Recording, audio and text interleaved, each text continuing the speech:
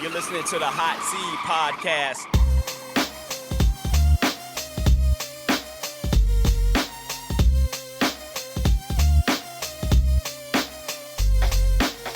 Welcome all. I'm Sean, along with my co-host, that bad bitch himself, Earl.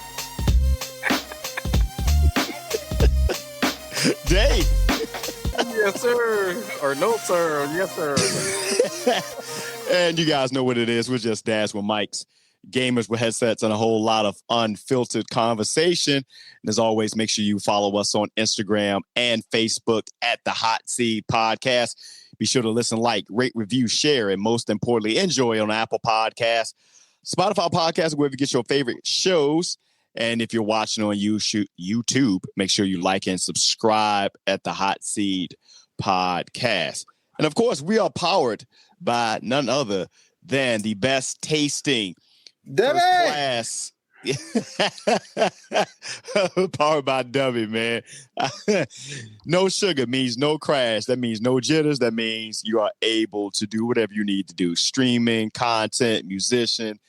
If you just need to pick me up, man, DUBBY is where it's at. If you don't believe me, try it out for yourself. Go ahead and go over to dubby.gg. Go ahead and pick out even the sample pack if you want. I like the Dragon Age joint myself. Go ahead and get 10% off your purchase when you enter our code, the Hot Seed Podcast. Again, that's DUBBY Energy Drink, official partner of the Hot Seed Podcast.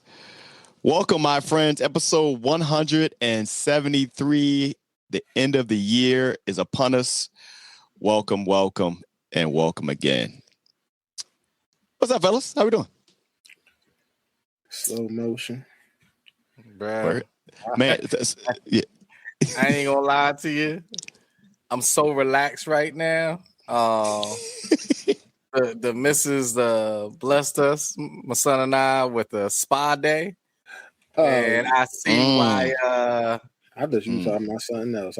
Nah, with a spa day. You should already know Bad Bitch Award over there. So man,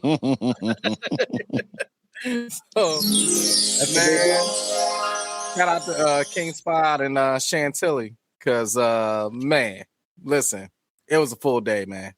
It was a full day going in and out these saunas and the water, the different heat and temperatures and stuff like that. And man, the food was amazing. Like, it was a whole day of just relaxation. And then you got to drive back. I like it. So, one of the things that we focused on this year, and I know we'll get into the year and stuff like that, but one of the things we focused on closing out the year for Christmas time, more than even giving specific gifts, it was experiences for Cam. All throughout the year, we've been trying to give him different experiences. So the spa thing kind of threw his whole mind off. Like, we took him as a real little kid, but that was one of those, we're not leaving you with a babysitter. You just going to have to come type joints. This is him truly experiencing the spa. And he loved it, man. He loved it. So I like it. Like it. Brother Earl, what you know, how you doing, sir? First and foremost, hold on. Just in case, hold on, wait. I don't. Come on, I need a bad bitch. Just in case. Come on, Yeah, walk-up music. you were ready for him. I want a bad bitch. I had to stand up and dance to that, but I can't do that. People that don't know me, they think I'm really about that action. That budget ain't up there. That budget ain't up there. Come on. I ain't with that. I see. That's why you talk all over it. Buddy. Come on now. I've studied these podcasts very fine. I listen to the Joe Budden podcast all the time. I know how this goes. Yeah, I ain't about that life.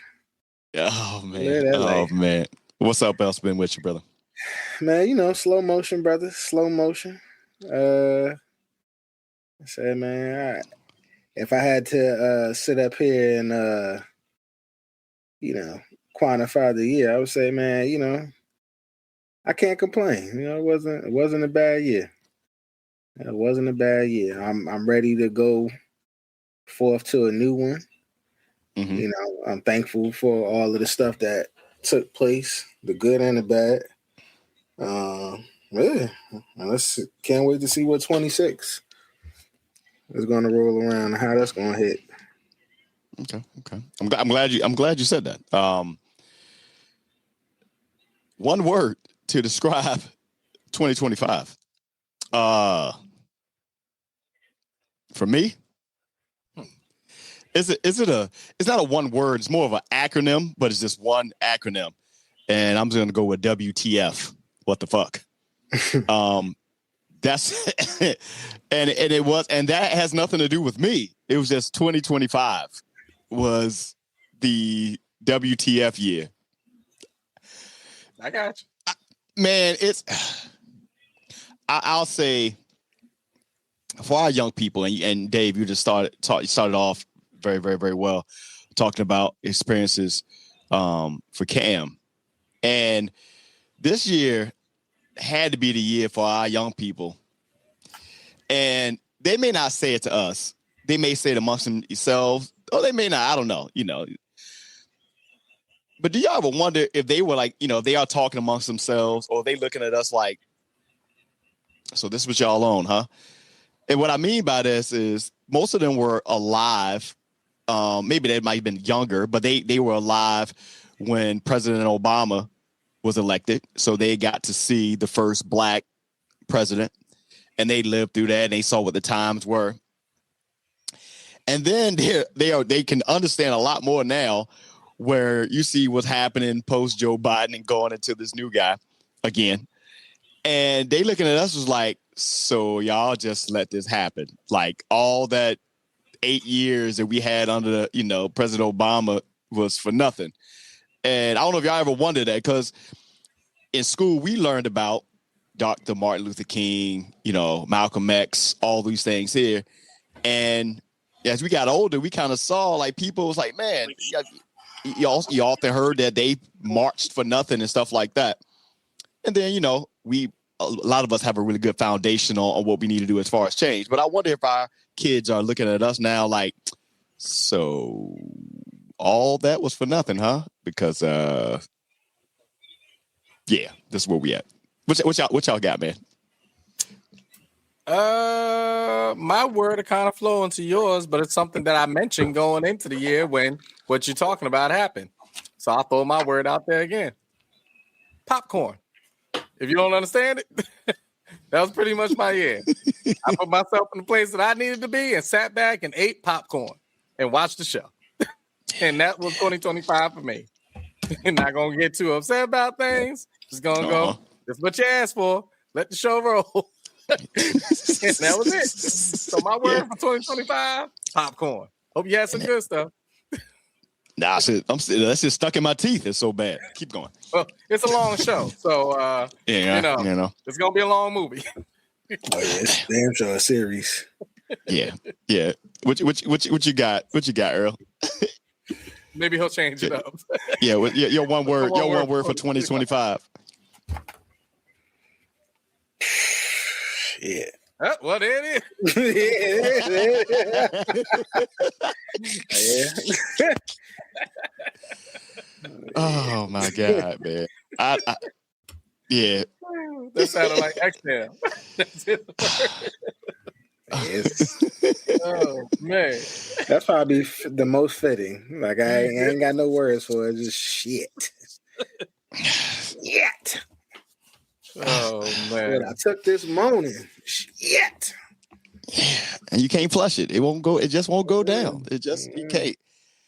The thing is, even if you try your best not to pay attention, it don't matter. It's still somebody there, talking about it. Something's happening each and every day. Something is affecting you in one way or another, or somebody that you love or somebody that you know. Something is happening on I'm not saying every month, at every day basis. That's where I'm just sitting there like, wow. You know what I've done? I just, it didn't hit me as much. I mean, some of the stuff you just can't avoid, just because, just schooling in general for you. Yeah, But, a lot of the stuff I just stay out the news, some of the foolishness you just can't avoid, but I try to stay out the news. Social media is the news too, so it's kind of like trying not to see a trailer or something that's going to be kind of spoiled for you through a show or a movie.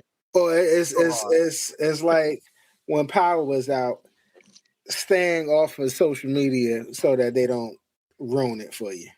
Yep. because they But gonna somebody tell on you. the talk show gonna talk about it. Absolutely. The news may even talk about it. Absolutely. A sports show may bring it up in a reference. And you're like, oh, come on. Shoot, even in our chats, we be somebody is like, yo, you saying, and now you going to look for it. And it's like, nah, Right. I was good where I was at. I learned. Oh, go ahead. No, I learned quickly to train my algorithm as best as I can with things that only I wanted to see. And some of the stuff, yes, to your point, Dave, people will talk about it so it comes up. But most of the stuff, it has to be that. Like, it won't pop up in my feed because I've trained it to give me barbecue, Batman, sports, F1, luxury stuff. That's it. I don't get watches. Stuff like I can't, I've even getting out of the, none of the thirst traps up there. All the Instagram models, that ain't showing up. Like, let me tell you what's crazy though. And this is not an exaggeration. Not an exaggeration. It's a true story. The doctor told my mom towards the end of the year, beginning of this year, don't watch the news. It's going to be unhealthy for you. That's a fact. Yeah. And I'm straight across the board. No exaggeration on what I'm telling you. If you ask my mom about the news, she'd be like, I don't watch it. Exactly. My doctor told me not to watch it. And I'm not. And that's how crazy it is. Yeah. Of all the stuff that's going on. Can't even watch the news. You can't even pick up the weather. You got to figure that joke out. Oh, is this supposed to It's to the point where Dave has said to me, hey, y'all supposed to be getting the storm up there. I'm like, oh, word? I ain't know that. Yeah. That was not storm. Yeah. That was a couple weeks ago. Yeah. And look, I'm with you there. So much so I don't even look at the Weather Channel, because the last time I looked at the Weather Channel and they, during the summertime, like they were talking about the storms and everything else, what the hell did I see? And it was a reminder of what was going on in the world. There's a pending tropical storm about is entering the Gulf of America. I'm like, god damn. Yeah. I was just reminded of the bullshit that was going on. I was like, wait, what? I was confused because I had to look. I was like, damn, who about to get messed up? Wait a minute, that's, you know what? So I just turned the shit off. And I didn't just look. I did not write that, guys. I literally thought of that in my head right now. Like, that's the kind of shit that I try to stay away from. I ain't lying. We freestyle up here. But yeah, man, it's been one of those type of years. This is a video game podcast with a bunch of conversations, so we gonna stick on that too long. If it happens, it happens. Yeah. This year was a year for good. It's a lot happening. A lot happened this year in the gaming world. You saw the purchase of EA by the Saudis in that case. We saw purchase everything by the Saudis. But go ahead. Yeah, right. Everything but Netflix. Thank you.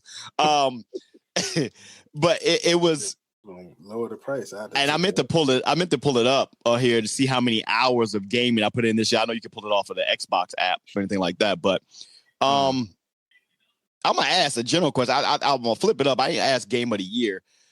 I'm gonna ask you guys this question because I feel like we've gotten away from it. I know we did for a while. How did you feel about your gaming life this year?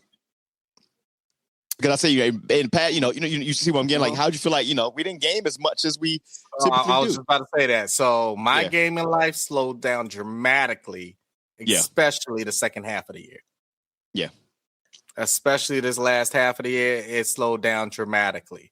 And you'll see from when you ask me my favorite game of the year, you'll see how much it has slowed down when I give you my answer. But yeah, it has slowed down dramatically as far as gaming. And honestly, some good games have come out. I got some things that I've downloaded, but I just looked at.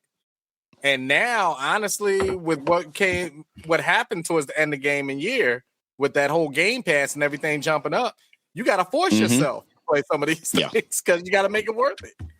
So, it's a bad equation. My gaming went down, but the price went up. So that's never a good equation, but that's honestly what happened. I mean, for me, that ain't what happened with me, because when I found out from y'all, my news, we was on the podcast and I took care of that shit on this podcast, like, because I'd be damned if I was paying $30 or whatever that astronomical 30. number it was for something that I don't play like that outside of the games that we play. You know what I'm saying? Two, I would say honestly, my gaming really slowed down just because of just life. You know what I'm saying? Just everything that's going on, just been busy. Yeah. And even when you get home, I've been so tired, bro. Just I'm like, yo, it sound good. Play your game. I'll be on there. Yeah, by the time I'm about to knock it out. By the time you walk over to the seat, man, I'm knocked out. I done fell asleep in that seat.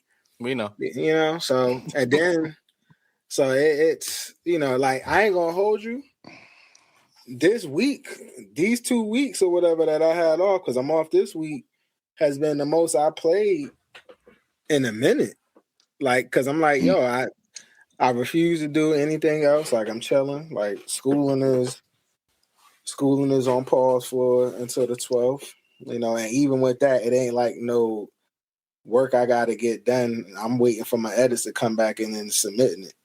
So I'm at the tail end of that, and then with this project for school, for this exhibition we got coming up in February, I didn't finish that video and the research. So like, I'm really chilling. Like now, what I'm focused on is just some stuff for me in this up and coming year. Had a nice productive meeting today about some stuff that I'm gonna keep up under wraps. If they don't know your dreams, they can't shoot them down. So but it's going and starting to move into a good trajectory. So it really my reason has been because I just been tired, bro. Just busy. No, I mean, I'm with you. All of us were there. Like it literally was that. To both of you guys' point, it was a period where I was like, man, I couldn't even push myself to just jump on the box. I was like, I literally was tired, or the demand of the house just was requiring that. I feel like we were doing a lot of moving, and the times I actually wanted to sit down and game, it was just like, you're tired. I can't game. It's one of those. It's the thing that we enjoyed so much when we started this podcast 5 years ago during COVID, it was the fact that we slowed down. You just said to yourself, and then just like clockwork, we good now? Everybody good? And we sped right back up, and we back to the same, call it the same bullshit. Like it's the same bullshit at the end of the day. And you just said it perfectly, Sean. You just said it perfectly. When everybody asked me about COVID, while of course, don't want to go back to a time period of so many deaths and things like that and illness. Right. But the one thing that did was make you pause. And we don't do it. You don't do it on weekends. You're running. You're running the streets. You're doing whatever you need to do to catch back up with the week. You're getting prepared on Sunday for Monday. Friday, you worked. Saturday is not a weekend. Like, it's just not. So that's our livelihood for 52 weeks besides what you take off. And during COVID, you actually sat back. Why do you think Home Depot and Lowe's blew up? People sat back and looked at their house for the first time and was like, oh, that's a projects I want to do. You know what? You know what I want to do over there? And that's what happened because you don't do it on a regular basis. You don't. Yeah. We pay attention to things if we're having like an event at our house or something like that. But besides that, come on. Think about your regular day. You're not there most of the day if you're leaving out. And even with me, before Earl's jokes, I'm here and not even paying attention to joints. You're not. You're going through the motions. Then everybody get home, you eat, you're asking the kids about this and that, blah, blah, blah. And then guess what you're doing? You watch one show and you sleep. Not out. On to the next day. Just like that. It's out. It's on to the next day. Saturday, you know my story, Costco. And that's right. We've unfortunately, the United States as a community, we've been conditioned to know nothing but go. It's such a capitalistic society that we don't understand. Like when I read how other countries handle things, like where, you know, they get a whole hour, like the whole town shuts down for an hour. Yep. Or, you know, I've been listening and watching and a lot of Nipsey stuff. It just hit me a couple of days ago, and I just found myself going down that rabbit hole of listening to, you know, a lot of Nipsey Hussle and watching his interviews. And he was talking about when he was up on the Breakfast Club and when he went home back to, you know, he's Eritrean. So he went out, you know, and he went home, which is in Africa. And he said there's a part where every day there's a thing where he wasn't ready for like for a 3-hour period. The big motivating factor in that community was food, dinner. Everybody's sitting down together, you're eating, and that's for every day. Everything shuts down for those hours, and you just sit around, eat with your family and stuff like that. Hell, most of us, while we try to do that, we hardly get that. To your point, don't even take your half an hour. You work through that, right? Yeah, you don't. Which is wild for the places who be like, hey, you know, if you're working in you know, for a company or something like that, hey, make sure you take your hour break, and then you get called on your break. Hey, can you get this done? I am on my lunch break, sir. Yeah, I know, I got you, but you gotta, you know, can you get this for me? It's one of those things where it's always go, and I feel like we still haven't learned our lesson. Still. I used to work in, you already know, in the vacationing world and stuff like that. And we didn't take vacations. Think about that. We used to tell families right to their face how important vacationing was, and time is the most valuable thing. And if you sit back, you'll blink and everything's done with, and blah, blah, blah. And then we look at each other and be like, when's the last time? Look, the oxymoron was like, hey, well, I'm trying to take vacation. Oh no, that's the busiest vacation time. You can't take off right there. Right. Sir, what? Right. What's happening? But circling back to gaming, man, it did, our pod has evolved into what it's always been. At its core, it may seem like a video game podcast, which you can classify it as that because that's where, you know, we talk about the most, but we all know it's all been about the communication and then the conversations. But still sticking with gaming, before we get into game of the year, there was a lot of disappointments this year in gaming. And outside of, and this actually carried over from last year, outside of them not dropping City Skylines on Xbox, not dropping that on Xbox, you know, it kind of upset me. But one of the biggest disappointments this year with the amount of money put behind it. If you guys remember that the game Mind's Eye. You remember seeing the preview and everything for it? It looked like a Grand Theft Auto game. Do y'all remember that? It came out. Yeah, exactly. Me neither. Mind's Eye. I was seeing all the marketing for it, and some of the former producers and creators of between GTA 3, 4, and 5 were at the helm of it. And it came out, and the game wasn't even done. The game was not even done. What you saw in the trailer was like one of those ones was like, okay, let me see the gameplay. And it was just that bad. And so much so, actually, Mind's Eye was one of the ones that made IGN's worse in this case. It actually says maybe the biggest flop of 2025, despite there being numerous red flags in the build-up to the release. It was built by Rocket Boy, the studio founded by Leslie Benzies, the lead producer on the Grand Theft Auto series. And the game itself, man, they released it and was like, another game that, and you guys might be able to speak to this, but it made the list and it just came out. Call of Duty Black Ops 7 made the list. Oh yeah, of one of the biggest flops of absolutely. What you guys take on that, man? Absolutely. So let me preference it by saying this. It's definitely not as bad as whatever the hell that other Call of Duty was. It's definitely not that. Yeah. But normally, I'm so psyched off of Call of Duty, I can't even put it down. I got to force myself to go, participate in the rest of the day.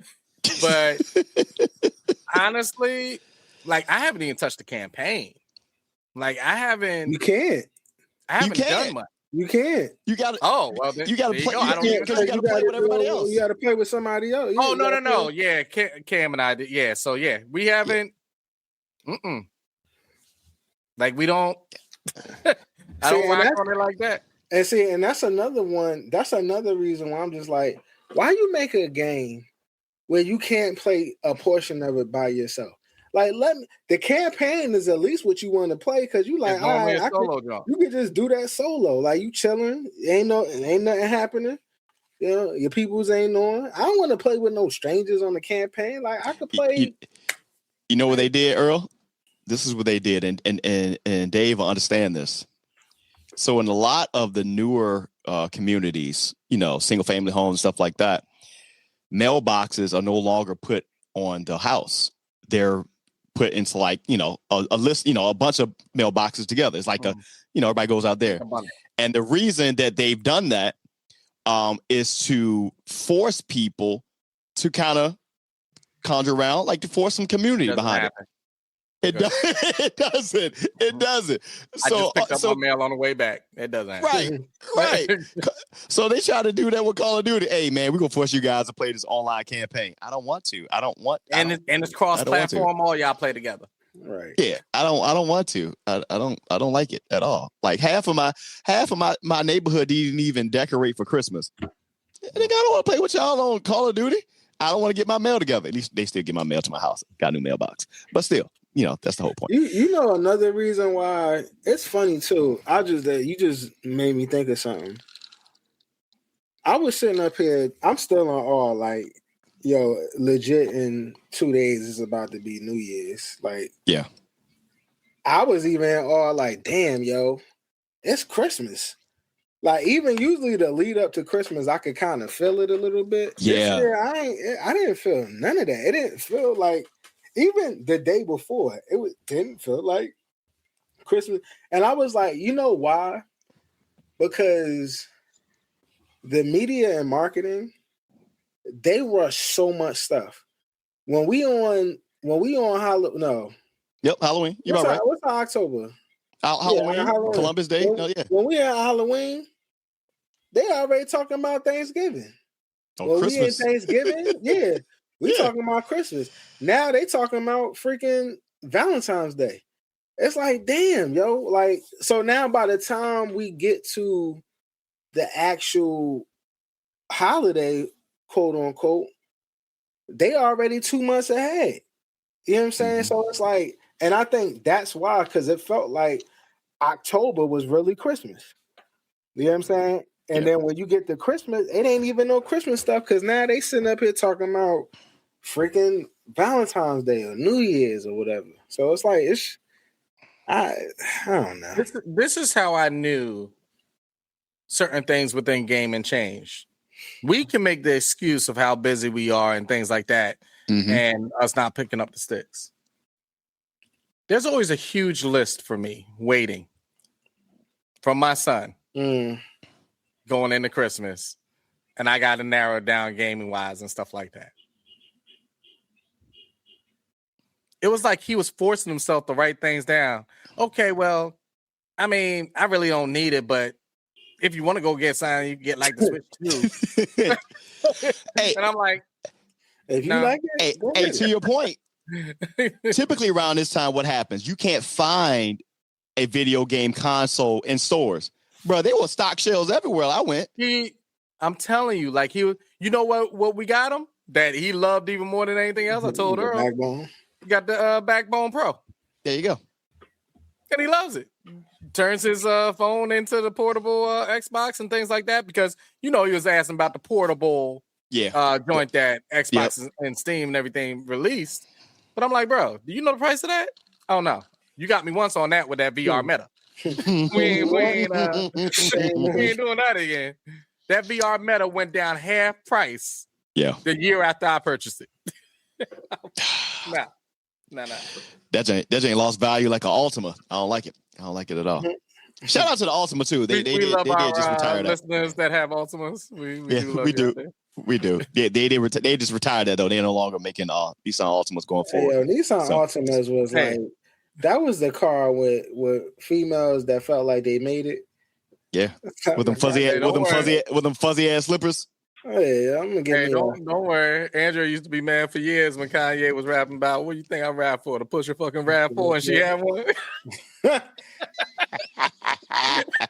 Like word, yeah, word. Oh man. Oh man. Still talking about gaming. So many disappointments. But what was your game of the year though? What was the game this year that was your you circled you circled the block on it a couple of times this year rather? I don't have one. You don't? Okay. Well, I mean, you only play two games. You play basketball and football. Well, no, because Call of Duty was trash. Fair. NCAA was cool. You know, I felt like it wasn't as good as last year because of the hype. The hype was not there. No, but not even just. I mean, yeah, the hype, but not even. I feel like. I mean, it's cool. It was cool. Like it's cool. What I am happy about is that Madden. I actually felt like Madden was better than NCAA this year. Yeah, and I really feel like because they put the pressure on them, it was like, all right, keep it up. Hey, you know what? Let me tell you something. Let this be a note. Let this be a notice for NBA 2K because basketball is coming soon. Yeah. And if y'all don't get y'all shit together, y'all will be out of here too. And the way that the play is, especially on, man, I played that junk again today, man. Don't get me started. Go ahead, Sean. My game of the year, and it wasn't because the game itself is so good. It was the experience that happened when it got turned on. And it didn't get played often, but it was probably, I like to call it probably like my highlight of the year, was the Bluey game. Bluey game was the Bluey game. And the reason was this was the first time. So the Bluey game was on Xbox Game Pass because, you know, you're doing with the little dog. My daughter, who's 5 years old, she saw it and I put the sticks in her hand. And like the joy she got out of that was kind of like the joy I got when I first started playing Mario Brothers.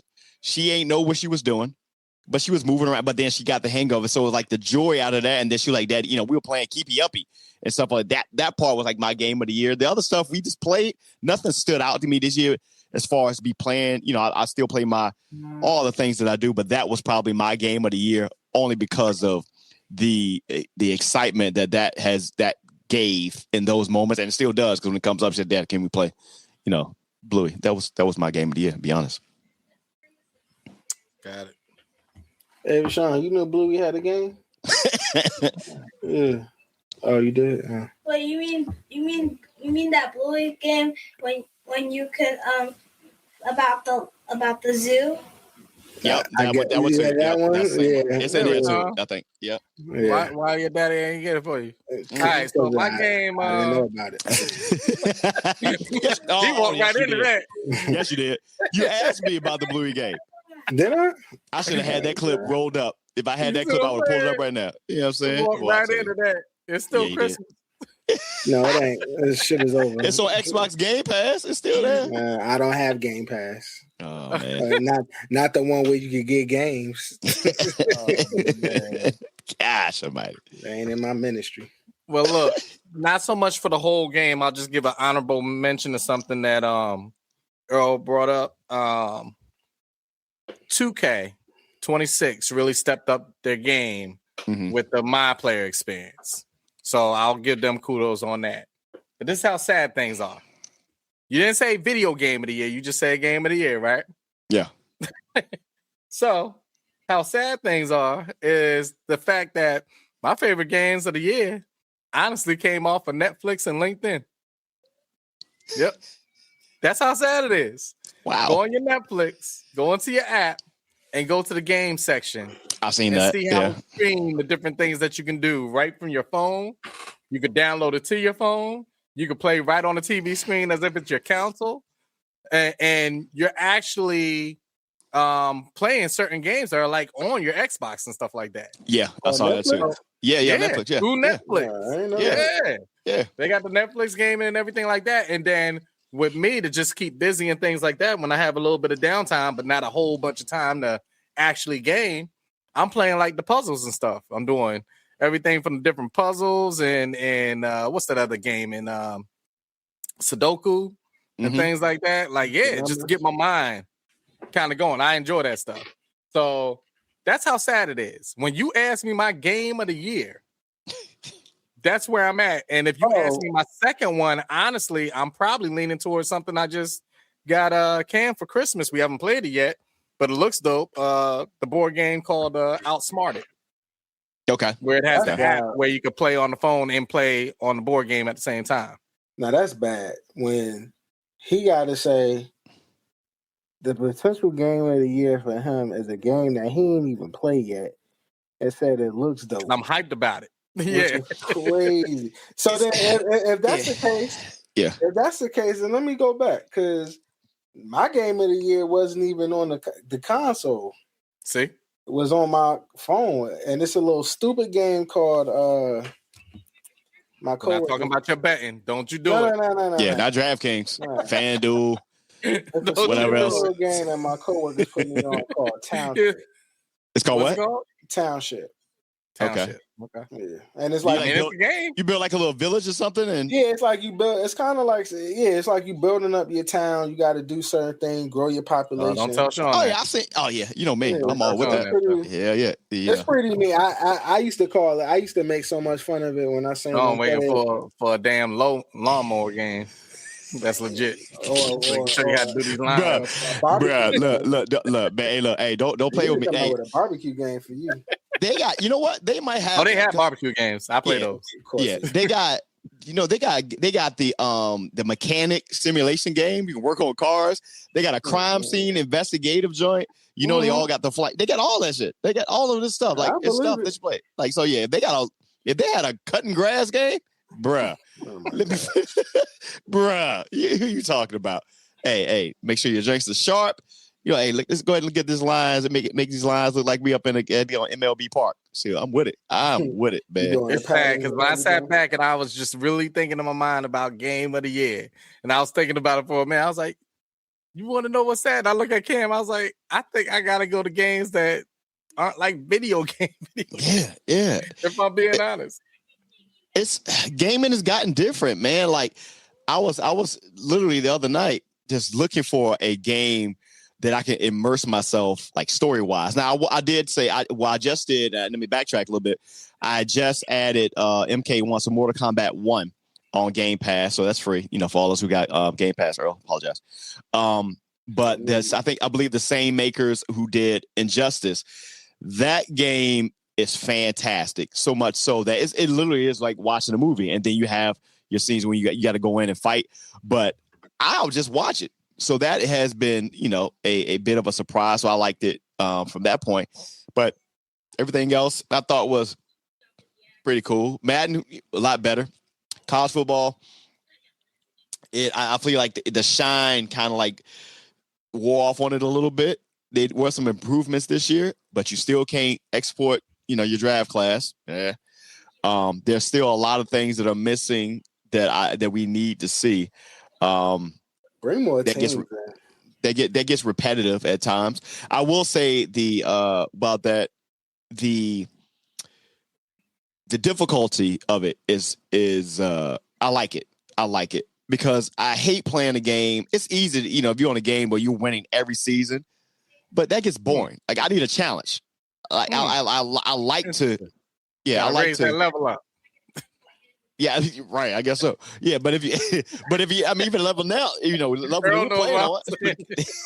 No, there's a difference. There's a difference on raising a level and then making it to the point where you can't make it back. Okay, you miss that layups. Yeah, it's like I want the competition to be better, but like if I'm going for a layup, bro, like let me make a layup, bro. Like, it was so bad today that I had to, and I'm still tomorrow when I have some more time. Like, I had to YouTube changing the shot meter. like how to fix that. And because I'm like, bro, like this shit is horrible, yo. Let me ask you this, because and this kind of correlates to it. Has what you're talking about right now, Earl, having to do all this extra things, having to go to YouTube to pretty much see how to play the game? Does that not mirror what the NBA has become? And what I mean by that is so much time is spent on drills or these little tweaking these things, this, that, and the third, but not enough time is spent on actually playing the game. So much so that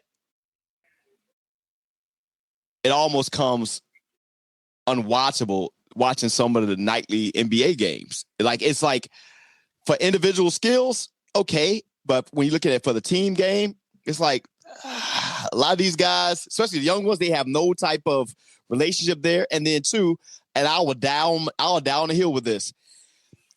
You get 2 steps, bro. 2 steps.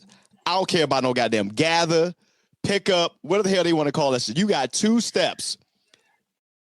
Traveling it's become non-existent. Traveling is different, and it's not the NBA that I remember. It's crazy. Yeah, I mean, I agree. That's why I'm selective in the games that I watch. Like, you're always gonna get me watching the Knicks game because a Knicks game, even if you're not a fan, those are good competitive games. You know what I'm saying? The environment, especially if they're playing at the Garden, the environment is dope. Like it's a good game. You're gonna see some old school team basketball. It ain't just one person. Like, yeah, they got your stars on there, but everybody's getting involved. You know what I'm saying? Whereas, like, if I'm sitting up here watching the Lakers, I don't want to see Luka score 30 freaking points a night. You know what I'm saying? Like, it's watered down. I mean, is it the 30 points a night or how he's scoring the 30 points a night? No, I'm just saying scoring 30 points a night. Yeah, but it's you playing the thing I hate about this NBA is like when people keep saying, yo, what they call this unks, I guess. Man, that's old basketball. I'm like, no, they play both sides of the ball. So just as much offense you want to play, they're going to play defense too. This shit is just like run and gun, yo. Like you just shoot. And they like, oh, these guys are more skillful. Yeah, they're more skilled, but they don't play no defense. And the way that the game is set up is like, yo, it's set up with the rules for you to get off like that. But whatever. I digress. I'm getting upset. Don't ask me nothing about basketball. I don't turn it on until after All-Star break. Yeah, I agree. That's fair. That's fair. We did turn this on though. I will say before we get we turned on our ears and our headphones and everything else we this year with music this year. And I will say this has probably been the most satisfying music year for a long time. Yeah. And I will say what highlights it all, and it makes me feel good about it, is it was this big thing about, especially in the hip hop space, where there was not a hip hop song on the hot 100 Billboard 100 or 200, and like for the first time in like 46 years, and everybody was up in the tizzy. But we got some of the best music from the most high quality artists this year alone. Hell, we started off the year with, if I'm correct, we started off the year with damn near started off with GNX, didn't we? I think was that before? Yeah, we started off the year with Kendrick. Yeah, and it just took us to albums that we had looked forward to, songs, stuff like that. What was in your ear this year, man? We'll get to the album and song of the year for each individual person, but what was in your headphones this year? Anything that you discovered this year? How was it? You know what I'm saying? So definitely a call back to old school from me as far as music, just in general. These last couple years, it's not just this year, these last couple years, I believe kind of saved me musically because I was losing hope in a lot of stuff that was honestly coming out. I ain't pay attention to much stuff. And if you went to my playlist, all old school, all old school, all old school. So this year, and I'll say a portion of last year, things that were coming out from some of these old artists that I grew up on, and even newer artists that had an older sound to them. Yeah. Paying respects to the old school really woke up things for me and woke up the game and woke up the industry. So one of the people I throw out there, without saying like their album is the album of the year, I believe honestly the same way he said that hip hop was dead, he revived it. Kendrick's been running the last 2.5 years, and nobody can tell me anything different. I can pull a Drake fan onto this goddamn podcast and let them tell me how great Drake is, and they can go over numbers and stuff like that. Has nothing to do with Drake. He woke up the industry through a battle with Drake, but he woke up the industry because he put together a master plan, and it had nothing to do with the battle. The battle was like a conduit to actually do certain things. But bro, you can't tell me he didn't have this thing like laid out and mapped out. There's a blueprint. Yeah, he could have called this. Absolutely. He could have had Jay-Z on his joint and called the blueprint, whatever you want to call it. Because that's how masterful he approached this whole thing. Everything from the battle and the layout of how he went about it to leading into his album and the Super Bowl and things like that, to waking up artists that you didn't even think you were going to hear about again, like Clips, and having that sound being recognized. That came from his side. Trust me, Clips album was great, and we'll talk about that more. I'm betting on that, but I'm pretty sure specifically the nation would have listened to it differently if you would have never had what happened pre their album coming out. You get what I mean? The ears were open to hear real lyrics. If they would have just came out, people would have been like, oh, that's a real good album. But guess what it would have been? Underground. That's a real good underground album that Clips put out. No, the ears were open to real hip hop because of what he laid out there the year before. So that's why I give my praise to Kendrick. You don't got to be no Kendrick fan. He opened up the ears to true hip hop again, for people to listen to more than just a beat.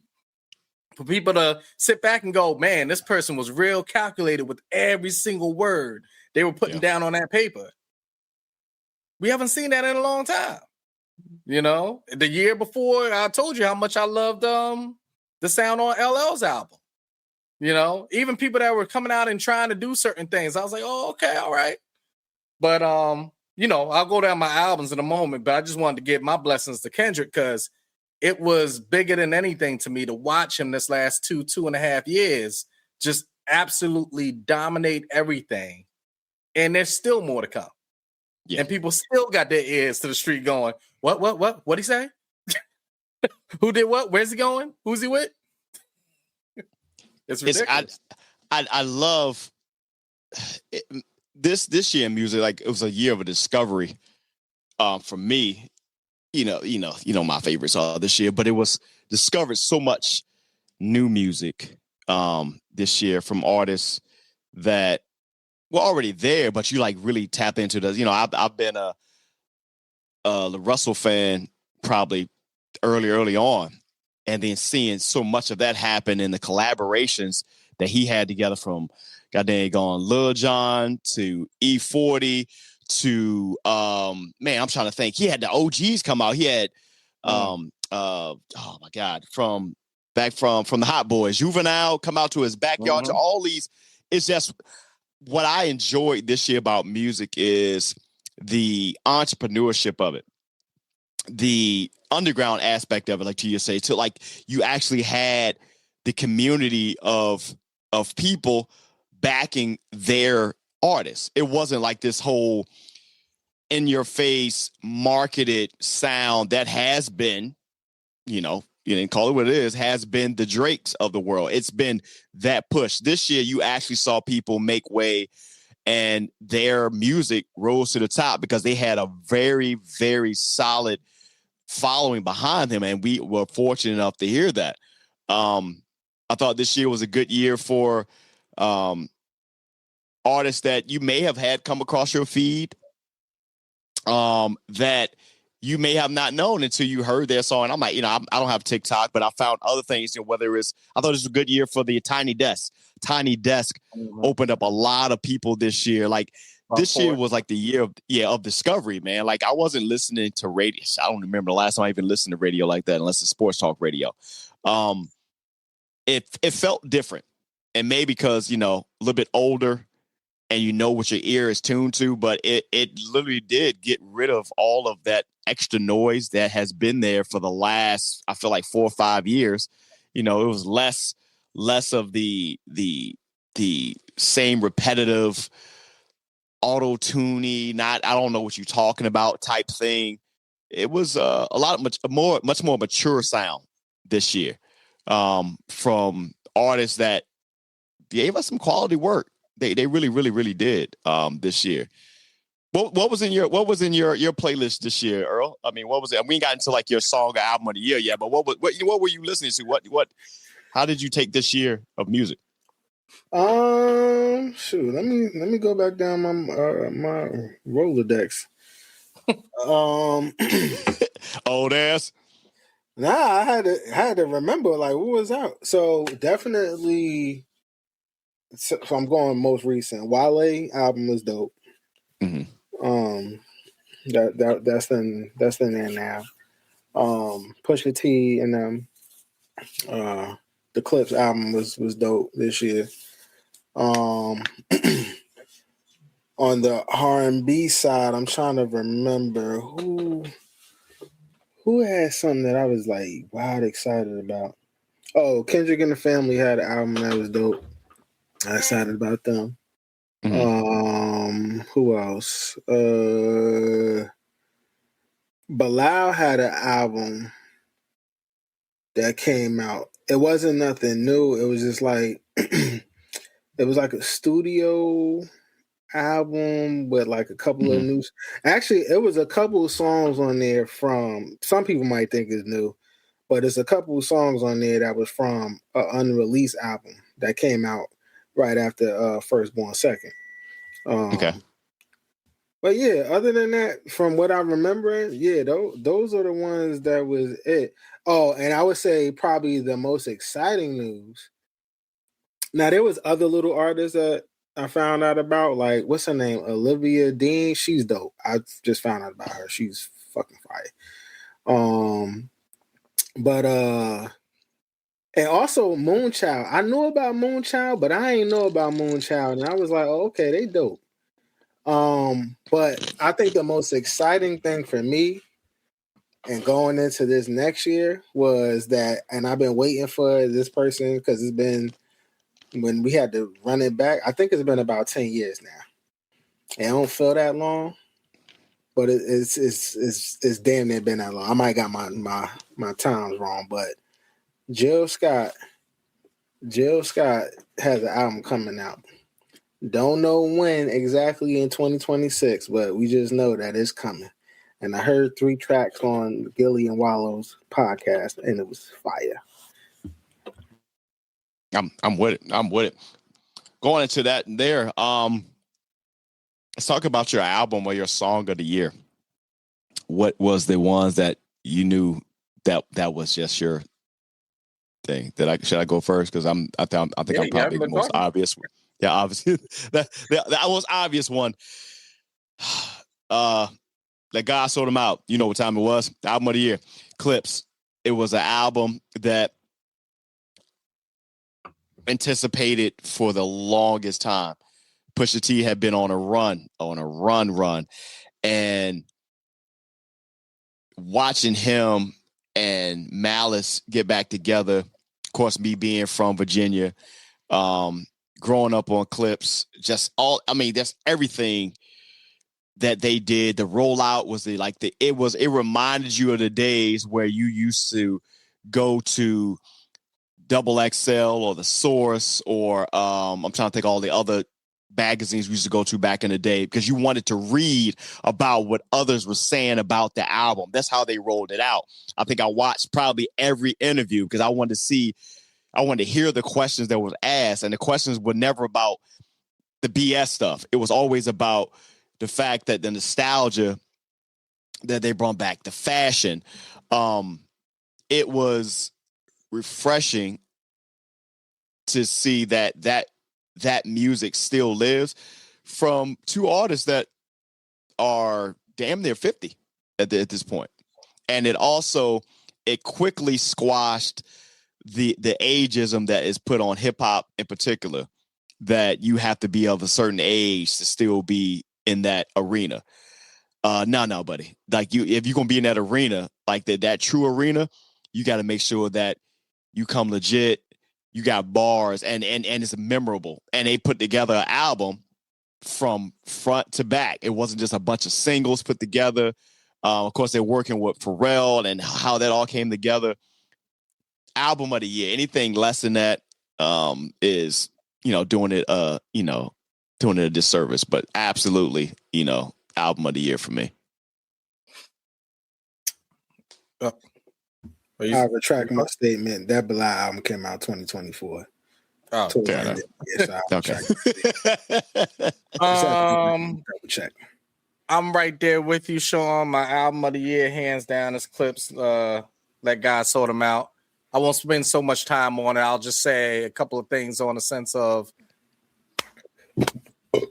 clap it up for Pharrell. I mean, yeah. Start to finish. Hands all over it, bro. Like, yeah. It's one of those things that he probably just laid out the beat and they were just like, oh, I got to rap on that. There's probably about a good whole nother album that's out there that they just had to cut. Because, he said can't lay out those beats and not rap over them. They said that they didn't do any extra songs. They didn't do any extra songs. Like they went, the beat came out and well, then that makes it even more of a masterpiece because for them to lay it out the way that they did, I mean, think about Clips for a moment. When I heard they were coming out and how everything got pushed back and blah, blah, all the stuff they went through, I was like, man, we about to get a murderous, drug dealing, schemed album that's about to be like crazy. How did they get Malice back on this joint? And now think about that mindset. And then think about the first track. Yeah. And blew my mind where they went with it. Blew my mind. That first track played about their mom and dad and how they passed a couple months apart and how they were found and all that. Bruh. I was like, oh, I'm not ready. That might be rap song of the year. I ain't gonna hold you. Yeah, I said I'm not ready. Easy. Yeah. I had to go back. Listening to it for the first time, you normally listen straight through. I went back about 3 times to listen to the first song before I ever even got to the second one. That's how I was just thrown off. That was my favorite song on that album. And I think the reason why I liked it, what Dave was saying, it was like, yo, you had to go back and listen to that song. First of all, the vulnerability in that song and the realness in that song. How long it probably took to even do that song? To do that. Even like, it took that was therapy. That was therapy. Even how they decided who was going to talk about what parent. Right. You know what I'm saying? And I was like, and then I was even fascinated by that, you know what I'm saying? Because I was like, you could tell how not to say that they didn't have good relationships with both of their parents, but you could tell, like, I forget who, you could tell Malice was closer to the pops. Yeah. You know what I'm saying? And what's the name was closer to the moms, you know what I'm saying? Not to say that vice versa, but, right. I mean, but how they put it together. That song was so dope that they performed that at the Vatican. Right. Yeah. Right. You know what I'm saying? Like, and it was, man, shout out to the clip. Dope. And I'll guarantee you all were the same. It had me think about my dad. No, facts. Oh, yeah, absolutely. Hands down. Absolutely.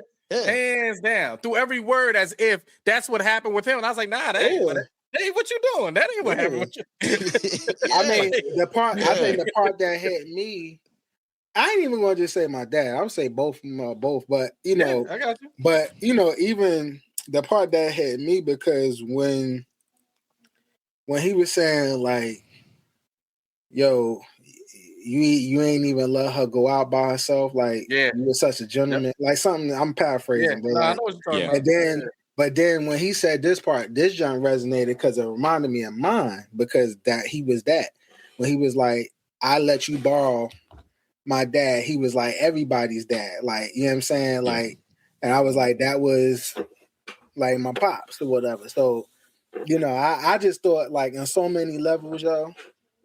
And it's wild too because that wasn't even the most popular song on there. The most popular song on there was because of the it was a technical diss. You know what I'm saying? But it wasn't even a worthy diss because the opponent is trash. You know what I'm saying? So it was just like that wasn't the one that got the most acclaim because you know who they was getting at. But if you ask me, the one that was the most influential was Like I that said, one. it caught me totally off guard from what I was expecting to hear, and then to open it up that way. It totally between that and then remember they opened it that way, and then remember how they closed it. Yeah. So they closed. There wasn't Stevie on that one. So yeah, that was the one he was on. And then, at the end of then it. you got the WB frog singing on it. Well, you ain't skipping any track on it. So that one, I definitely have honorable mentions. One of them was actually mentioned already.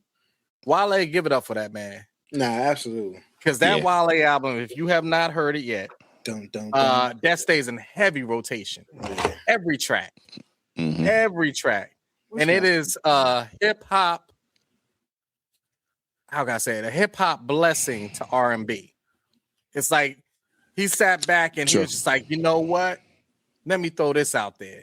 And it had all us old heads going, oh, before the song even played, because you know exactly where it was going. Mirror on the Benz is my shit. Oh, that beat is fine. I love the album, but what I love more is, once again, you're talking about an artist that's been around for a while and never got the respect that was deserved, because you go back and listen to old stuff now, and Wale's been doing it. He's been doing it. You can't tell me on that one track it's not Rick Ross. Like he has the that was his homage to him. He said, that joint. That was homage to him. That's Ross. So him going through that, like, and he was dealing through this breakup and things like that, and expressing it all through that. He was dealing through depression. He was dealing through alcoholism. He was talking about like all these things thrown on the album. To be, once again, I'll use the word that Earl just used, that vulnerable, to just say, you know what? Fuck it. Here it is. Like it, don't like it, whatever it is. I think too with Wale, which Wale don't get the respect that he deserves, because Wale came out when that whole J. Cole, Big Sean, and all of them, Kendrick, or whatever, Kendrick, yeah, Drake, man, all them. And he always had good albums, yo. Like he's always had good albums, but I always felt like, because of the type of rapper that he is, and you know, the vulnerability, and you know, and then I also felt like too, sometimes it turned into with Wale, it was like, how can I describe it? It was kind of like it turned into a show, like theatrics almost, because it always felt like he was complaining about something, or something ain't fair and things, and then it kind of overshadowed, you know, his genius and his work. His interviews. He'll tell you how he started to just get lost in the industry. Yeah, he did. You could tell. Like he had to fit in. When it was like, nah, bro, just do you. Carve your own lane.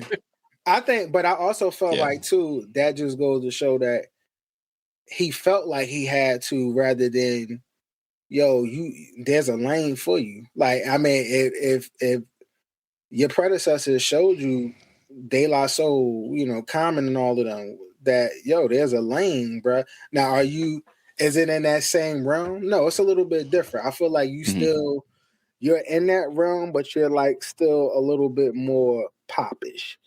You know what I'm saying? It's like I feel like him and what's his name? What's the Duke name? Him and J. Cole is kind of like in that same type of somewhat, you know, in that same genre realm type situation. Well, J. Cole had the New York influence. Like he crafted, you know, he spent that time up in New York. He had that backing, he had that sound. Even him coming out of Fayetteville, whereas and with Wale, he came out, and this is not an uncommon thing. He put him coming from the DMV and the DC area to the forefront. Mhm. And unfortunately, he didn't get those folks, but he didn't have a lot of people behind him on that. And that's not an uncommon thing. It wasn't like Pharrell and them. They had Teddy Riley and those guys there. They were aligned with certain folks there. But if you look at made it. Yeah, the alignment for Wale, he didn't really get that real big push until he really got with Ross, to be honest. And he had that run there, but then he found himself, to your point, losing himself in that regard, because he was on tour with Sean and J. Cole and that freshman class there, but it was a different type of thing. And they're so stuck to that local sound. And Right. Don't get me wrong, have that love for what got you there, but you got to spread your wings. And he was a local star until he wasn't. Until he wasn't. Because they like Sean said, is a perfect description of it. They didn't push him. They didn't like hold him up there while he was repping. They weren't repping for him. No. And you know another person like that. I know we're not on him, but same thing. DMV area, same thing. Pledge DMV all day. And I always say, love him as an artist, but he's a local star. But on a national level, it's like, Raheem Devon, same exact way. Yeah. Same exact way. Yeah. I'm telling you. All through the airwaves here. Oh, you going to the Raheem concert? Oh, yeah, Raheem. Yeah. He runs the Quiet Storm down here for our local radio station. Off the chain. Shoot, he was just at the golfing joint that we he was. Yeah. WHUR. Yeah. You know, off the chain. Cool cat. But I sit back and I hear his voice and I'm just like, man, you should be across the country, across the globe. But it's the DMV of where you're circling. And I'm just like, no, man. So I'm going to take it back to this. And I'm glad you did that. Because if you look at what hip hop was specifically when it came out, it wasn't a national thing. It got taken national when they saw the amount of money off of it, but it's always been regional.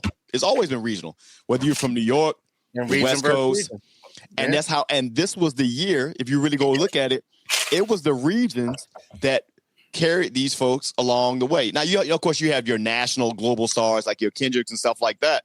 But the regions or like those, that underground, those true fanatics like your Clips, like people like, oh man, anybody really listen to the Clips? You've never been to a Clip show.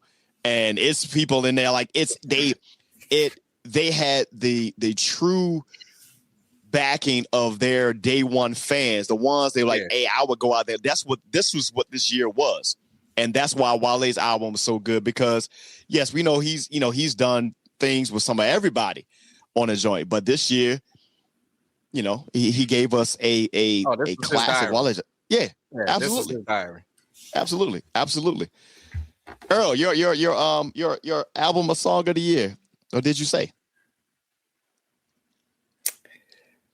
Album of the year.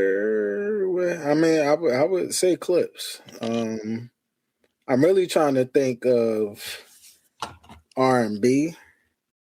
I'm really trying to go through. While you're thinking on it, shout out. I always gotta give my love to him. He released another album. I think it's like his 8th or 9th. Shout out to my boy Ed Sheeran. Did it again. Mm-hmm. Whether you listen to him or not, the man's a genius. He just travels the world and he shuts down. He blocks himself out from everything, any type of communication, cell phone wise. So this album is dedicated to like the culture out in India and Persian type of culture. So all that sound is all throughout the album. Great album. Shout out to him. Yeah. So now I'm thinking about it. Two albums that came out this year. Let me just double check one of them. But the first one was PJ Morton. Okay. And Daryl Walls. Okay. I mean, everybody should know who PJ Morton is. But Daryl Walls is a singer who is in this gospel group with his siblings. But he kind of touches on R&B. But let me tell you, he might be top 5. He's top 5 vocalists of all time. So and he ain't number 5. And I said of all time. He ain't number 5. Okay. If you know him, you know him. The shit that he can do with his voice and the range, like he's your singer's favorite singer, or whatever. But regardless, they're like magic together.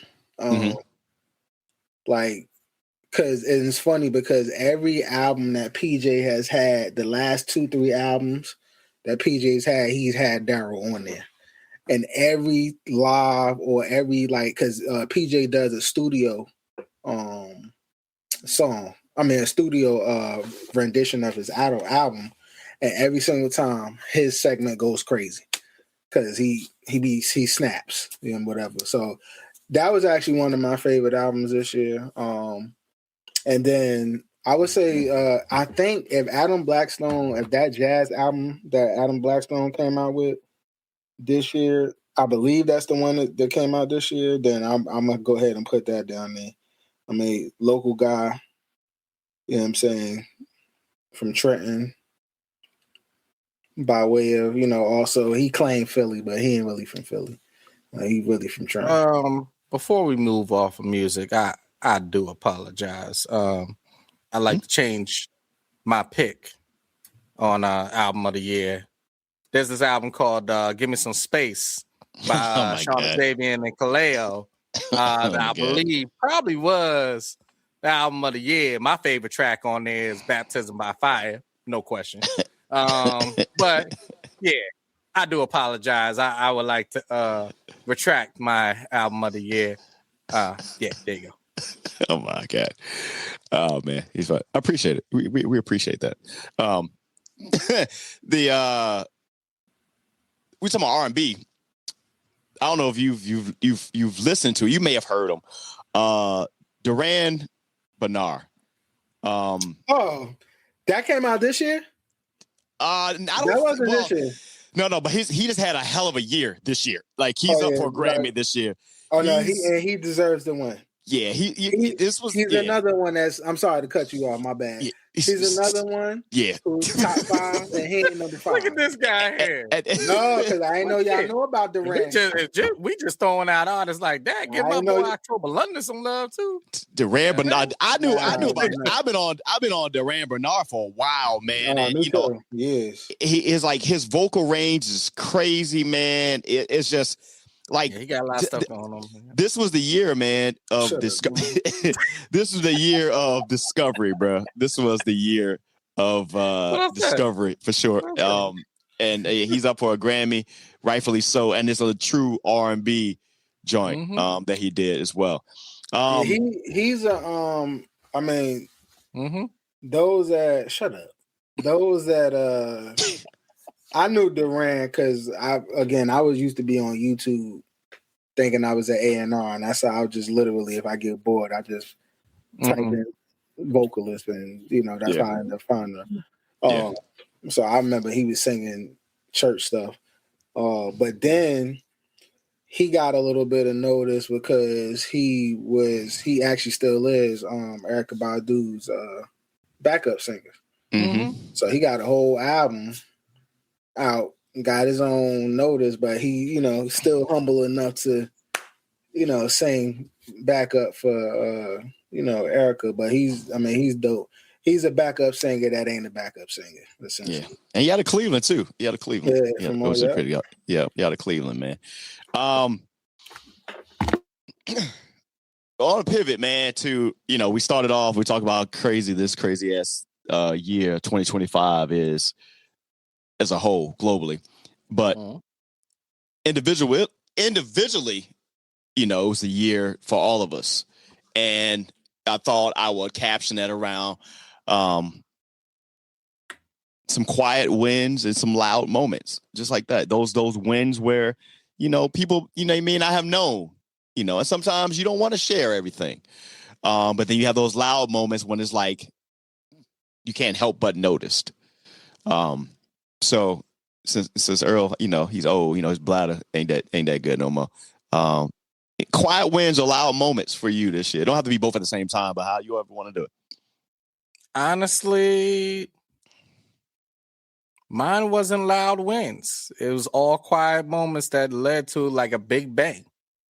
They just built up. I was like, what you did right there. Yeah, there was nothing where solely that was done that was just like, oh my God. But yeah, the real focus this year, like I let off with, was just experiences for Cam. Because right now he's so much at that sponge stage where we're giving him the freedom to really think for himself without us trying to tell him which way to go. No, maybe you need to fall. You need to fall a little bit. We're here to pick you up. You're still within this household. We're here to pick you up very quickly, but you need to make that decision. Don't ask us. We want to see how much you're retaining. Yeah. So with that being said, this year was a lot of quiet wins and even quiet losses of sitting back, just watching him grow. So through those quiet wins, you're talking about things like going down to Epic, the Universal place down there, the new area. Loved it. Just saw him in his moment. Quiet win that started building up into a loud moment was just me and him taking time to go out to the Kendrick concert. Like, I know people go to concerts to listen to the music and have a good time. I had a good time just watching him. I am my son's biggest fan right now, bro. Like just watching him do his own thing, be in his own moment, unedited. That's the thing. Yeah. You know how we do our thing here. It's unfiltered. Unedited, just watching him be him and him know and trusting me enough that he's comfortable enough to do it in front of me. You get what I mean? That's the thing. You know they're going to be themselves when they're not around you. But the fact that he's comfortable enough to be his true self in front of me, don't worry. During the concert, there was still some look backs. Like, can I say that? Yeah. You and your mother go do what you need to do. Think about it. Kendrick concert, just go ahead and do what you need to do. Yep. But it's moments like that were quiet wins. Another quiet win, just getting back up with the fellas, going down to UMES homecoming this year. It just felt like a whole, even though it was quick, it was much needed. It was just much needed time in more than one way. Some conversations with people, some people just to see that they're doing well or being caught up on things or even exchanging information, whatever it is, seeing how the campus is growing, just the area in general growing all the way up through Salisbury. Just loved it. And then it always puts in your mind like, man, why do we always got to wait till a homecoming time period to do this? Right. Like, no, we can just do this because whether it's homecoming or not, I'm still around the same people. So we can still have the same experience. We just got to link it up. True. We don't go to half the homecoming stuff anyway. So we make our own lane. So that was a big one.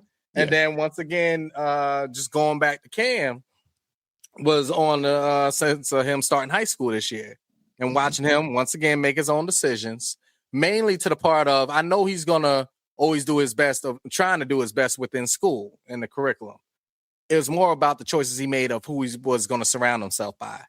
And the people that he chose to surround himself by, I always told him it's an extension of you. So if you surround yourself by the wrong people, you could be a great person, but you will be looked at as that group.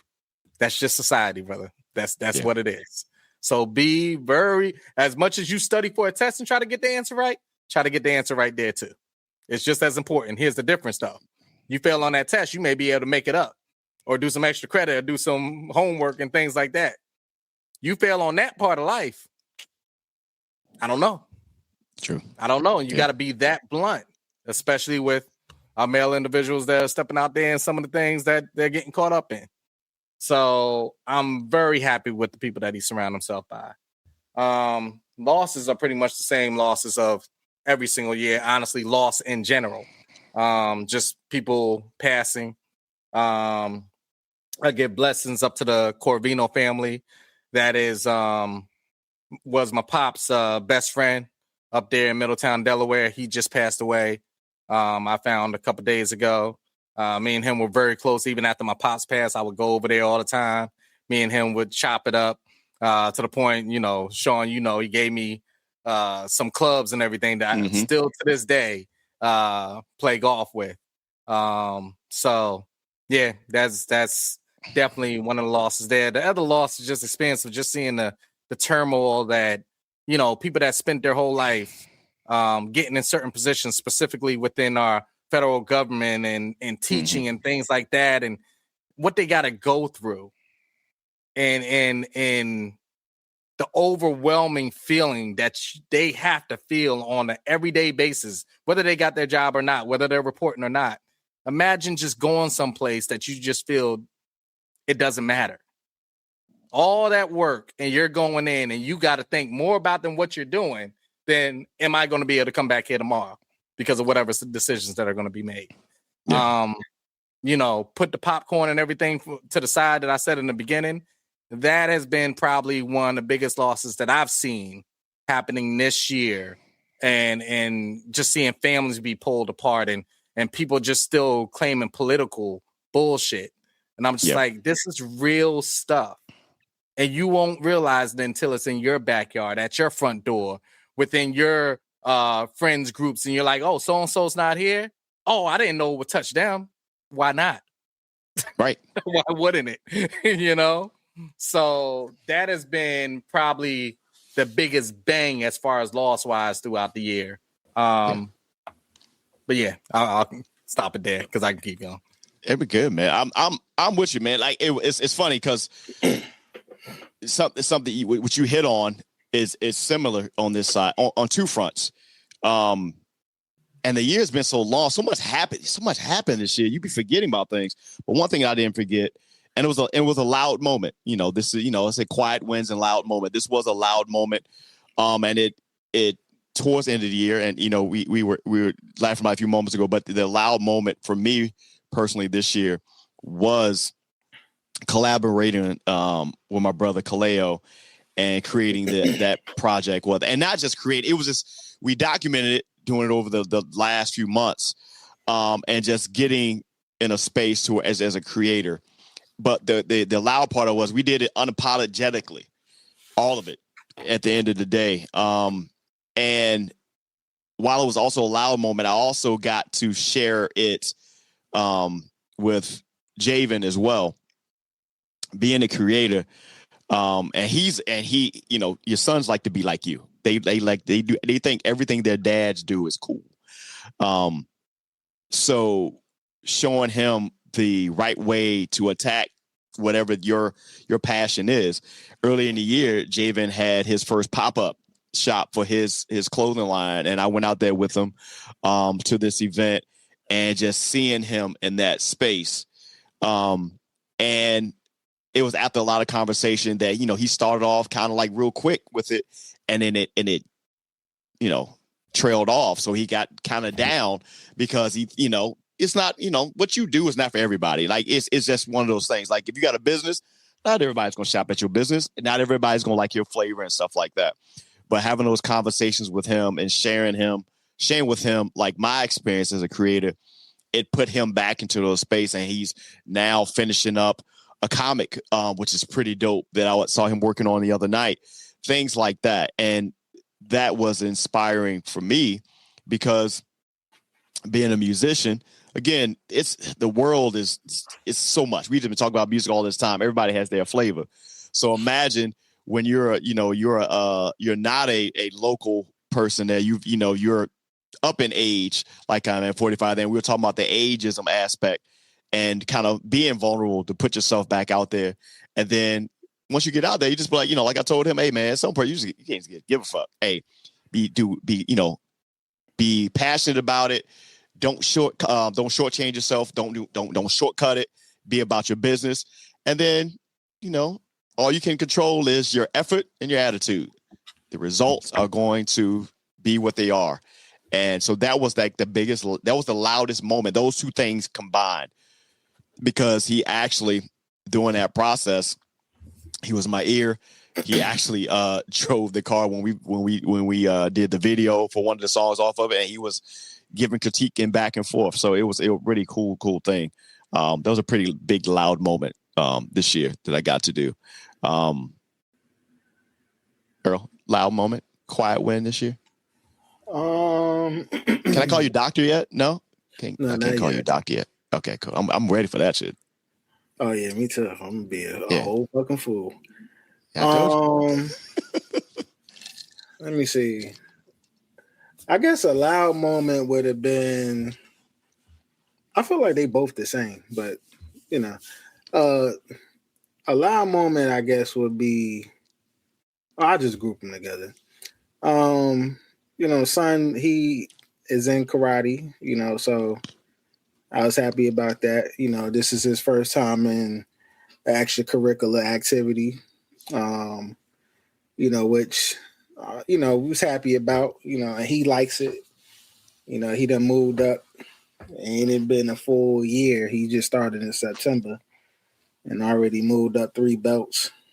So happy about that. And I think most importantly that he likes it. Even to the point where I told him, I was like, yo, you got like 2 more years of this, and then when you turn 8, you're going into boxing. He was like, okay, but can I do it just another extra? I said, yeah, that's fine. So it shows that he really likes it and is enthused about it. So and I like that he likes it. I think also too, like just him, continue to be, a good student, like very smart kid.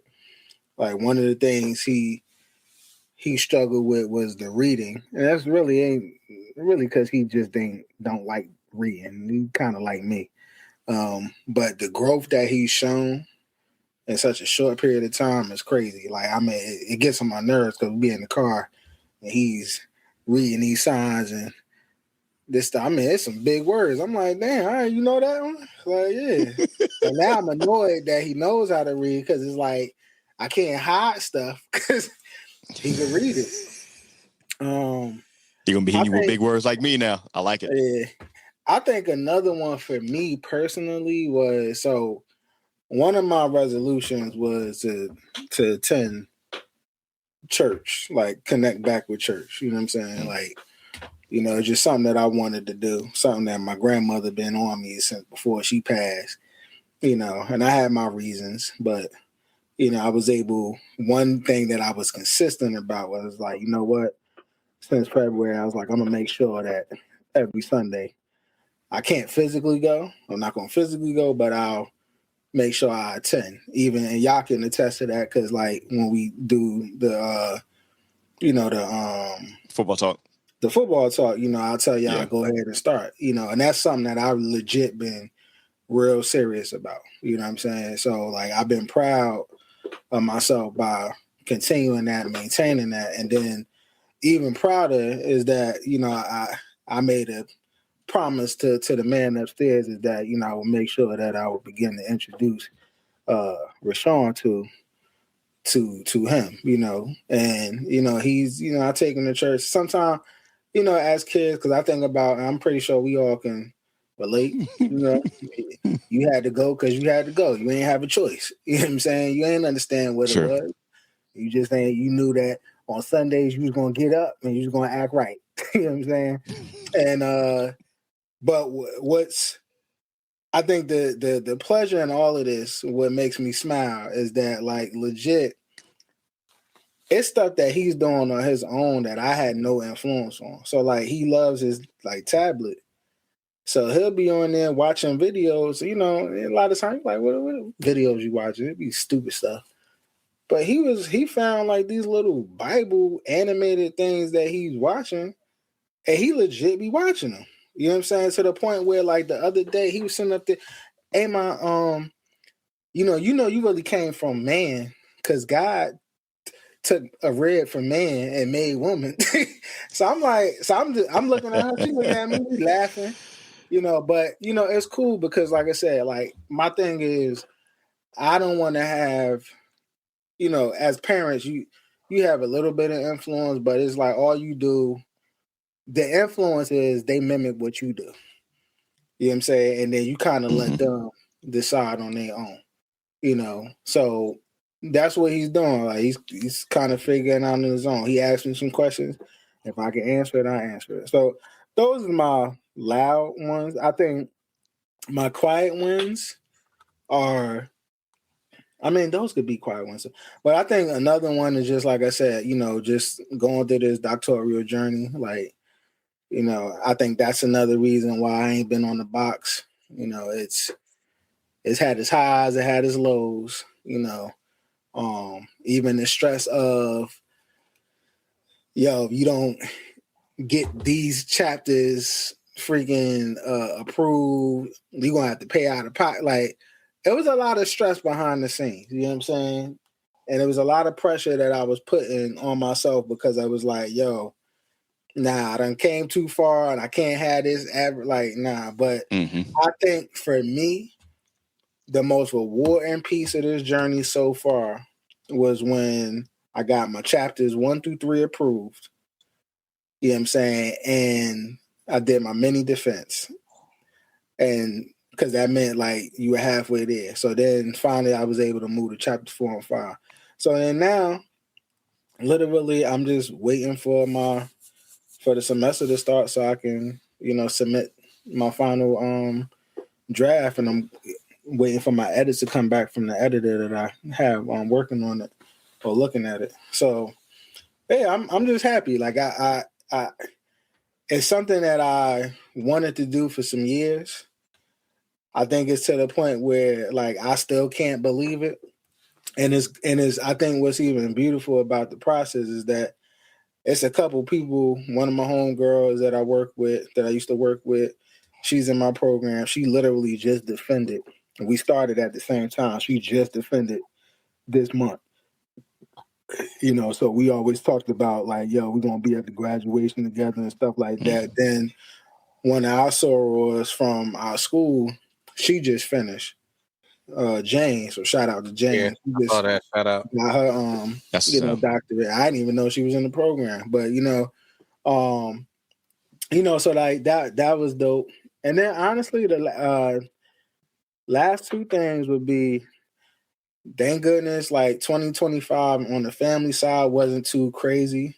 It was some stuff, but I ain't lose no key figures like I have in the past couple of years. Like, I asked God to give me a year of little relief, please. So I'm thankful for that. And then I think another thing too is working on this project at my school.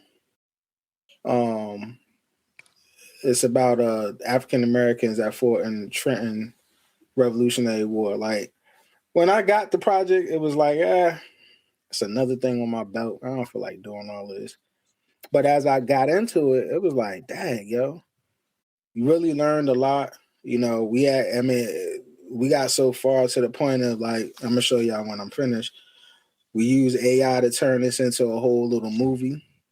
So I done learned about how to use prompts and animation and stuff, like the stuff that I didn't even think was in my skill set that now I'm gonna put on my resume because like I'm proficient in it.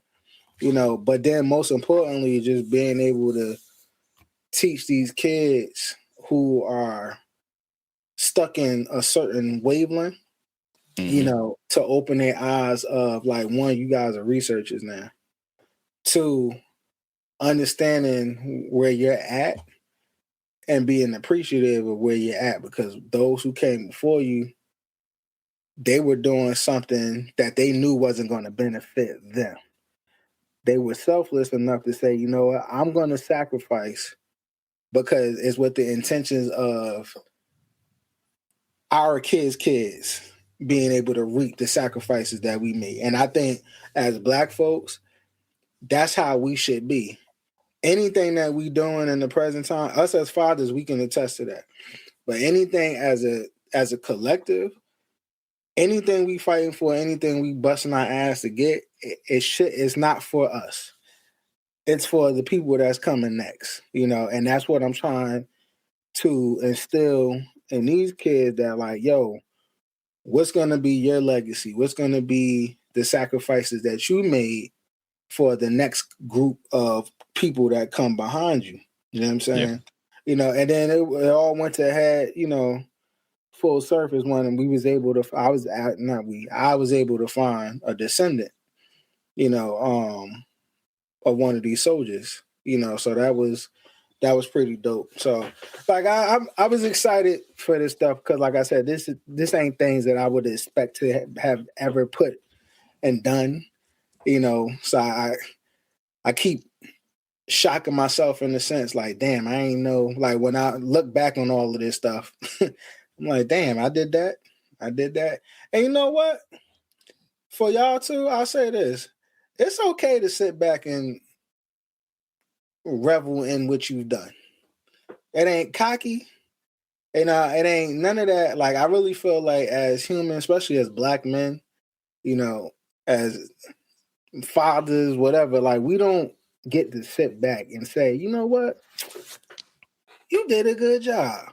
Dave, you know what? You did a good job with Neff. You know what I'm saying? Sean, you know what? You did a good job. Like, it's okay to do that. You know what I'm saying? We deserve that. You know what I mean? Yep. And I think we need to make sure that we incorporate that more, within our daily repertoire. Like I said, sometimes you got to pat yourself on the back. Say, yo, I'm proud of you. You did that. I'm about to pat y'all on the back now before we get out of here. So that quiet win, the quiet thing, we have quietly completed 5 years of this podcast. Five years we've completed that. And within that time frame, we have amassed a big community of people. Whether it's smaller number, bigger number, shout out Singapore, Brazil, India, France, El Salvador, United Kingdom, Mexico, Argentina, Canada. We got Switzerland, Peru, Germany, Japan, Indonesia, Chile. Italy, Philippines, Costa Rica, Thailand, Egypt. The list goes on. Iceland, and of course, as you listen to podcasts, you have the translators and stuff like that. So the fact that our voices have been found to be interesting to others outside of just the U.S. Within that, we've been able to now unlock the fact that, we get ad play because the amount of downloads we get on episodes at a time, which is something that we were building up to. It's still slowly growing, but the fact that we've unlocked that, having a partnership like with DUBBY and stuff like that means we have something that is of value to folks, even though we just started off just pretty much just trying to make something just cool. So I, yes. So that is that quiet win, man. Yeah, you was in the closet. Nah. So salute to that, man. One thing before we get out of here, it's not a resolution. We call it what it is though. But I'm gonna give you, take it or leave it. Take it or leave it. Going into the new year. What are you going to take into the new year, and what you sure as hell going to leave back in 2025, I know what I could leave, but that ain't going to happen. So, let's see. Something to leave in 2025, something to bring in 2026. For me, bringing into 2026, honestly, it's just hustle, health. I got to pay more attention on that side. Yeah. And, I'm going to go off of something Earl kind of led me in my mind, because I did kind of take a back seat and really sit back and look at different things for Cam. I'm going to have a little bit more focus on myself. 2026. I'm going to be selfish 2026, but in a good way. Should. There you go. There you go. Leaving in 2025, besides what I want to leave, I'm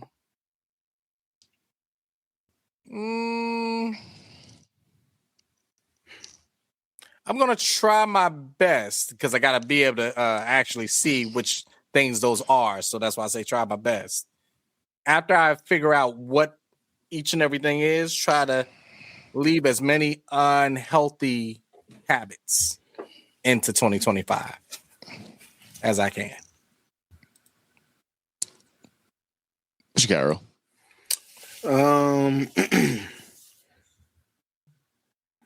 I think like same with Dave, like leaving some of these bad habits out of like in 2025, not taking it in 2026. Definitely, especially going to the doctor, like everything's pretty good. Just there's some things that I need to change in order to really get to my optimal self. So it's stuff that even me, I had a conversation with myself. I was like, nah, we're gonna be consistent. And it's literally making the shift to you're not doing it to get to a certain place. You need to make a lifestyle change. That's the one thing my dad always says, like, you gotta make this a part of your lifestyle. It's, you know what I'm saying, make it habitual. So like just got a gym membership. You know what I'm saying? I was like, the hardest part of going to the gym, especially during the wintertime. So if you could go through the wintertime, you've already established a habit, you know what I'm saying, going into the warmer months. Yeah. Can't nobody sit up there and say that I wasn't in there in the gym before the New Year's. Sidebar. I remember when I was real heavy in the gym, it was one dude, I was going to Retro Fitness. My bad, I'm getting off track. But it resonated. Dude took out it was January, February-ish or something like that. Dude just, I guess it was on his heart. He yelled to the top of his lungs in the gym, yo, half of y'all ain't gonna be here next week or so. If you wasn't here in September in the summer, don't even worry about it. It was kind of like he was pretty much saying because I mean, and I get it because but you do know that's a fact. No, that's right. He was saying what everybody else was thinking. Yeah, and if you in the gym, like if you a regular in the gym, January. Oh, they hate January. It's frustrating because it's like now you got to sit up here and wait for niggas that ain't even been in the gym. It's like, man, get out of here. You know what I'm saying? But it's like, yo, just wait that storm because give it about a week or two, and it's gonna be right back to normal. You might get a couple of little straggle longers that stay. You know what I'm saying? But the majority is going to be gone. Yeah, the bad bitches is going to be there. Yeah, exactly. Like the regulars going to be there. But yeah, I think that's pretty much, the biggest. I mean, and I think, what Dave said, just kind of just, be a little selfish, Yeah. That is, yes. Take into the 2026 being more selfish. You got to, man. Like you got to. Like it's you just got to. Because as family men, as fathers, as husbands and things, we focus a lot, sometimes to the detriment of ourselves. Yeah. On everything else but ourselves. And I noticed that.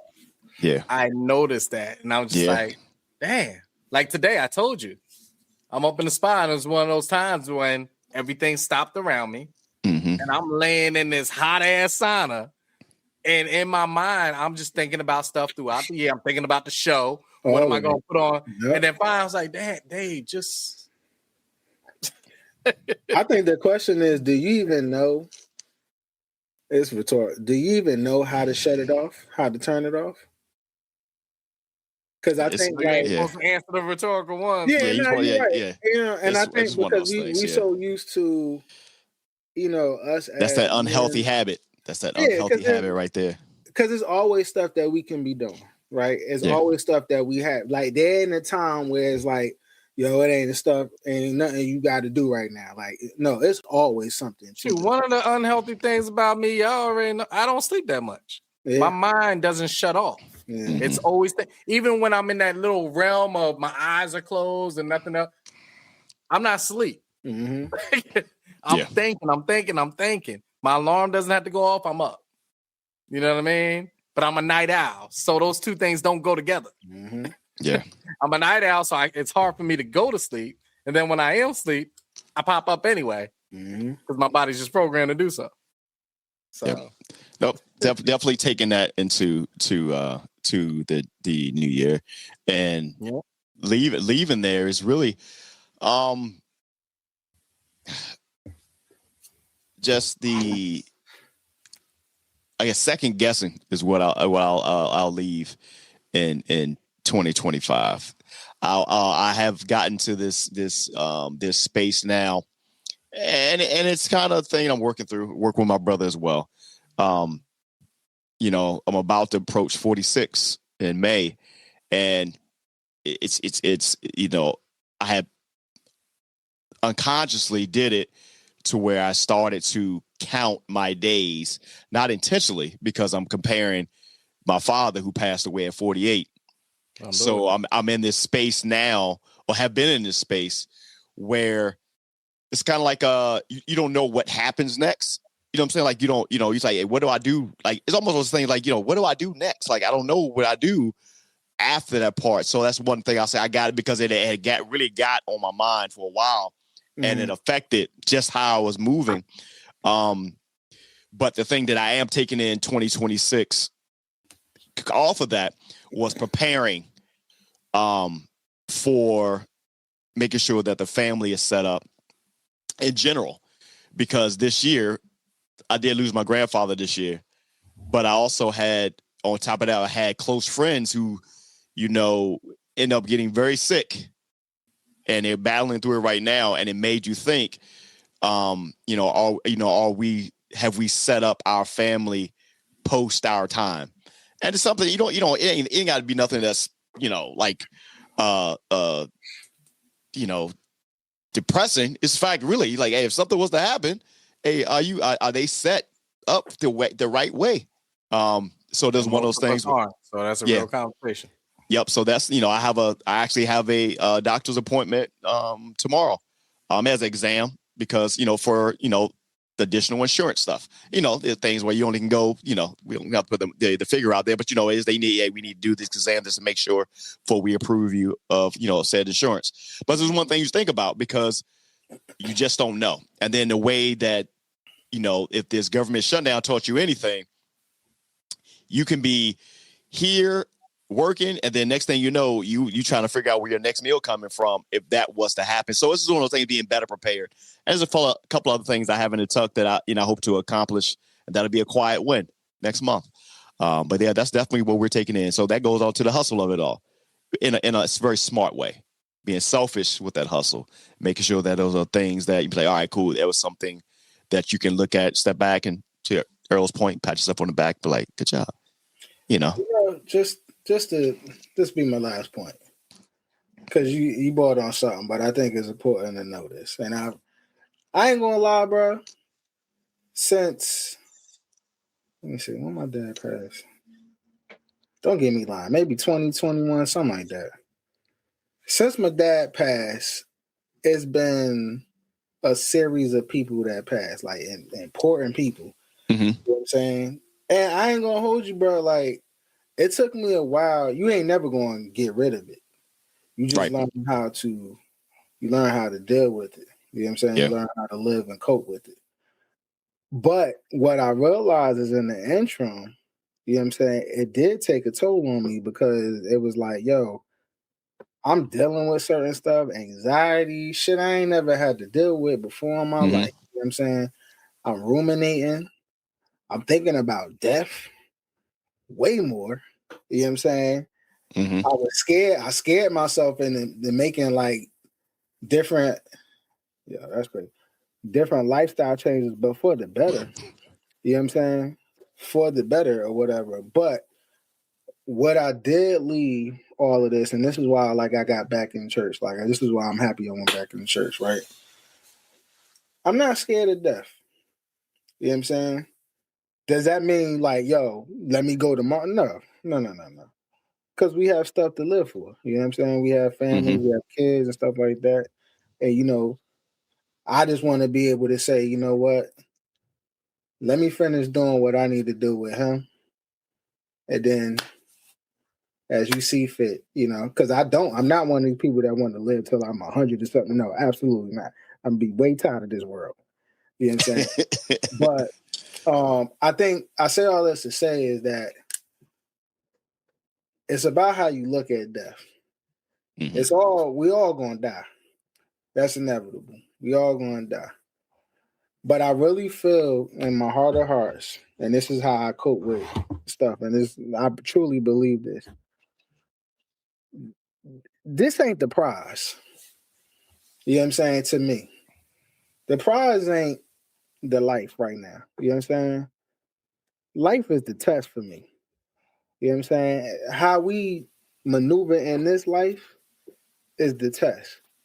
And I look at it, I'm like, life can't be just the prize when we dealing with all this negative stuff.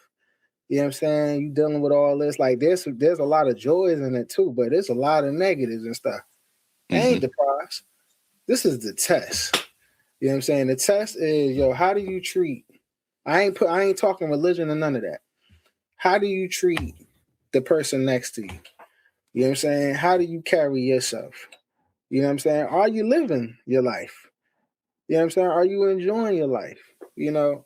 So it's like, I say all that to say is don't ruminate over something that we know that's going to happen. Enjoy yourself.